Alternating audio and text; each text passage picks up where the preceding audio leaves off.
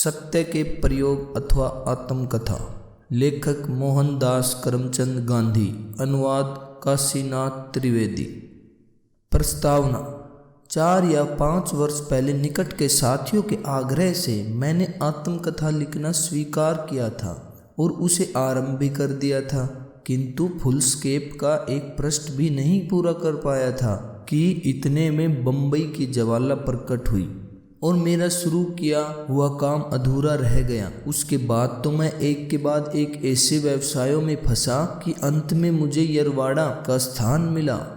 भाई जयराम दास भी वहाँ थे। उन्होंने मेरे सामने अपनी यह मांग रखी कि दूसरे सब काम छोड़कर मुझे पहले आत्मकथा ही लिख डालनी चाहिए। मैंने उन्हें जवाब दिया कि मेरा अभ्यास कर्म बन चुका है और उसके समाप्त होने तक मैं आत्मकथा का आरंभ नहीं कर सकूंगा। अगर मुझे अपना पूरा समय यरवाड़ा में बिताने का सौभाग्य प्राप्त हुआ होता तो मैं जरूर आत्मकथा वहीं लिख सकता था, परंतु अभी अभ्यास कर्म की समाप्ति में भी 1 वर्ष बाकी था कि मैं रिहा कर दिया गया। इससे पहले मैं किसी तरह आत्मकथा का आरंभ भी नहीं कर सकता था, इसलिए वह लिखी नहीं जा सकी। अब स्वामी आनंद ने फिर वही मांग की। मैं दक्षिण अफ्रीका के सत्याग्रह का इतिहास लिख चुका हूँ, इसलिए आत्मकथा लिखने को ललचाया हूँ। स्वामी की मांग तो यह थी कि मैं पूरी कथा लिख डालूं और फिर वह पुस्तक के रूप में छपे। मेरे पास इकट्ठा इतना समय नहीं है। अगर लिखूं तो नवजीवन के लिए मैं लिख सकता हूँ। मुझे नवजीवन के लिए कुछ तो लिखना ही होता है, तो आत्मकथा ही क्यों नहीं लिखूं। स्वामी ने मेरा यह निर्णय स्वीकार किया और अब आत्मकथा लिखने का अवसर मुझे मिला। किंतु यह निर्णय करने पर एक निर्मल साथी ने सोमवार के दिन, जब मैं मौन था, धीमे से मुझे यूँ कहा, आप आत्मकथा क्यों लिखना चाहते हैं? यह तो पश्चिम की प्रथा है। पूर्व में तो किसी ने लिखी जानी नहीं, और लिखेंगे क्या? आज जिस वस्तु को आप सिद्धांत के रूप में मानते हैं उसे कल मानना छोड़ दें तो, अथवा सिद्धांत का अनुसरण करके जो भी कार्य आज आप करते हैं उन कार्यों के बाद में हेर फेर करें तो बहुत से लोग आपके लेखों को प्रमाणभूत समझकर उनके अनुसार अपना आचरण गढ़ते हैं। वे गलत रास्ते चले जाएं तो इसलिए सावधान रहकर फिलहाल आत्मकथा जैसी कोई चीज़ न लिखें तो क्या यह ठीक न होगा? इस दलील का मेरे मन पर थोड़ा बहुत असर हुआ, लेकिन मुझे आत्मकथा कहाँ लिखनी है? मुझे तो आत्मकथा के बहाने सत्य के जो अनेक प्रयोग मैंने किए हैं उनकी कथा लिखनी है।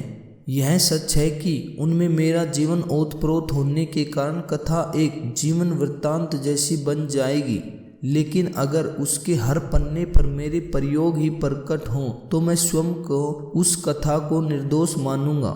मैं ऐसा मानता हूँ कि मेरे सब प्रयोगों का पूरा लेखा जनता के सामने रहे तो वह लाभदायक सिद्ध होगा, अथवा यूँ समझिए कि यह मेरा मोह है।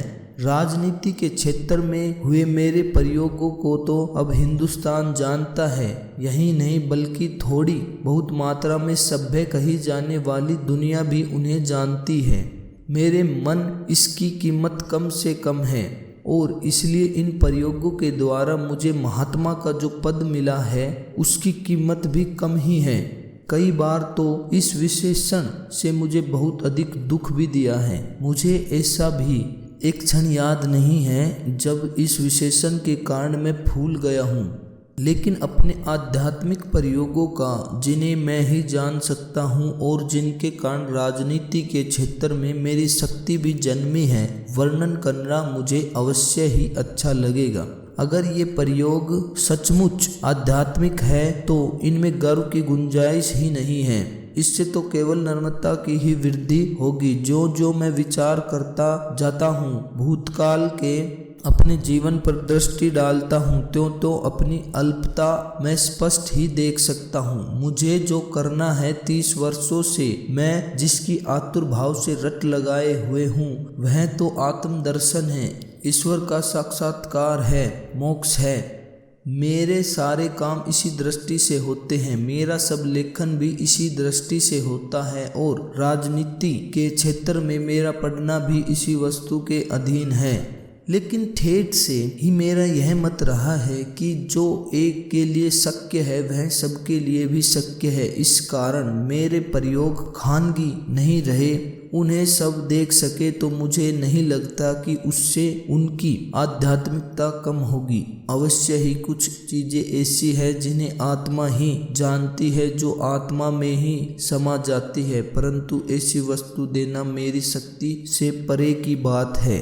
मेरे प्रयोगों में तो आध्यात्मिकता का मतलब है नैतिक, धर्म का अर्थ है नीति, आत्मा की दृष्टि से पाली गई नीति धर्म है। इसलिए जिन वस्तुओं का निर्णय बालक, नौजवान और बूढ़े करते हैं और कर सकते हैं, इस कथा में उनकी वस्तुओं का समावेश होगा। अगर ऐसी कथा मैं तटस्थ भाव से निर्भिमान रहकर लिख सकूं तो उसमें से दूसरे प्रयोग करने वालों को कुछ सामग्री मिलेगी। इन प्रयोगों के बारे में मैं किसी भी प्रकार की संपूर्णता का दावा नहीं करता। जिस तरह वैज्ञानिक अपने प्रयोग नियम पूर्वक, विचार पूर्वक और बारीकी से करता है, फिर भी उनने उत्पन्न परिणामों को अंतिम नहीं कहा अथवा वे परिणाम सच्चे ही हैं, पर इस बारे में वह संशय नहीं तो तटस्थ अवश्य रहता है। अपने प्रयोगों के विषय में मेरा भी वैसा ही दावा है। मैंने खूब आत्मनिरीक्षण किया है, एक एक भाव की जांच की है, उसका पृथक्करण किया है, किंतु उसमें से निकले हुए परिणाम सबके लिए अंतिम ही है। वे सच है अथवा वे ही सच है, ऐसा दावा मैं कभी नहीं करना चाहता। हाँ, यह दावा मैं अवश्य करता हूँ कि मेरी दृष्टि से ये सच है और इस समय तो अंतिम जैसे ही मालूम होते हैं। अगर न मालूम हो तो मुझे उनके सहारे कोई भी कार्य खड़ा नहीं करना चाहिए, लेकिन मैं तो पग पग पर जिन जिन वस्तुओं को देखता हूँ और जिन्हें ग्राह्य समझता हूँ, उनके अनुसार अपना आचरण बना लेता हूँ। और जब तक इस तरह बना हुआ आचरण मुझे अर्थात मेरी बुद्धि को और आत्मा को संतोष देता है, तब तक मुझे उसके शुभ परिणामों के बारे में अविचलित विश्वास रखना ही चाहिए। यदि केवल सिद्धांतों का अर्थात तत्वों का ही वर्णन करना हो, तब तो यह आत्मकथा मुझे लिखनी ही चाहिए, लेकिन मुझे तो उन पर रचे गए कार्यों का इतिहास देना है और इसलिए मैंने इन प्रयत्नों को सत्य के प्रयोग जैसा पहला नाम दिया है। इसमें सत्य से भिन्न माने जाने वाले अहिंसा, ब्रह्मचर्य इत्यादि नियमों के प्रयोग भी आ जाएंगे, लेकिन मेरे मन सत्य ही सर्वोपरि है और उसमें अनगिनत वस्तुओं का समावेश हो जाता है। यह सत्य स्थूल वास्तविक सत्य नहीं है, यह तो वाणी की तरह विचार का भी है। यह सत्य केवल हमारा कल्पित सत्य ही नहीं है, बल्कि स्वतंत्र चिरस्थायी सत्य है, अर्थात परमेश्वर ही है। परमेश्वर की व्याख्याएं अनगिनत है, क्योंकि उसकी विभूतियां भी अनगिनत है। वे विभूतियां मुझे आश्चर्यचकित करती है, क्षण भर के लिए ये मुझे मुग्ध भी करती है, किंतु मैं पुजारी तो सत्य रूपी परमेश्वर का ही हूँ। वह एक ही सत्य है और दूसरा सब मिथ्या है। यह सत्य मुझे मिला नहीं है, लेकिन मैं इसका शोधक हूँ। इस शोध के लिए मैं अपनी प्रिय से प्रिय वस्तु का त्याग करने को तैयार हूँ और मुझे यह विश्वास है कि इस शोध रूपी यज्ञ में इस शरीर को हमने की मेरी तैयारी है और शक्ति है। लेकिन जब तक मैं इस सत्य का साक्षात्कार न कर लूँ, तब तक मेरी अंतर आत्मा जिसे सत्य समझती है, उस काल्पनिक सत्य को अपना आधार मानकर, अपना दीप स्तंभ समझकर उसके सहारे मैं अपना जीवन व्यतीत करता हूँ। यद्यपि यह मार्ग तलवार की धार पर चलने जैसा है, तो भी मुझे यह सरल से सरल लगा है। इस मार्ग पर चलते हुए अपनी भयंकर भूलें भी मुझे नगण्य सी लगी है, क्योंकि वैसी भूलें करने पर भी मैं बच गया हूँ और अपनी समझ के अनुसार आगे बढ़ा हूँ। दूर दूर से विशुद्ध सत्य की, ईश्वर की झांकी भी मैं कर रहा हूँ। मेरा यह विश्वास दिन प्रतिदिन बढ़ता जाता है कि एक सत्य ही है, उसके अलावा कुछ भी इस जगत में नहीं है। यह विश्वास किस प्रकार बढ़ता गया है, इसे मेरा जगत अर्थात नवजीवन इत्यादि के पाठक जानकर मेरे प्रयोगों के साझेदार बनना चाहें और उस सत्य की झांकी भी मेरे साथ करना चाहे तो भले करे। साथ ही मैं यह भी अधिकाधिक मानने लगा हूँ कि जितना कुछ मेरे लिए संभव है उतना एक बालक के लिए भी संभव है, और इसके लिए मेरे पास सबल कारण है। सत्य के शोध के साधन जितने कठिन हैं उतने ही सरल भी है। वे अभिमानी को असंभव मालूम होंगे और एक निर्दोष बालक को बिल्कुल संभव लगेंगे। सत्य के शोधक को रजकरण से भी नीचे रहना पड़ता है। सारा संसार रजकणों को कुचलता है, पर सत्य का पुजारी तो जब तक इतना अल्प नहीं बनता कि रजकण भी उसे कुचल सके, तब तक उसके लिए स्वतंत्र सत्य की झांकी भी दुर्लभ है।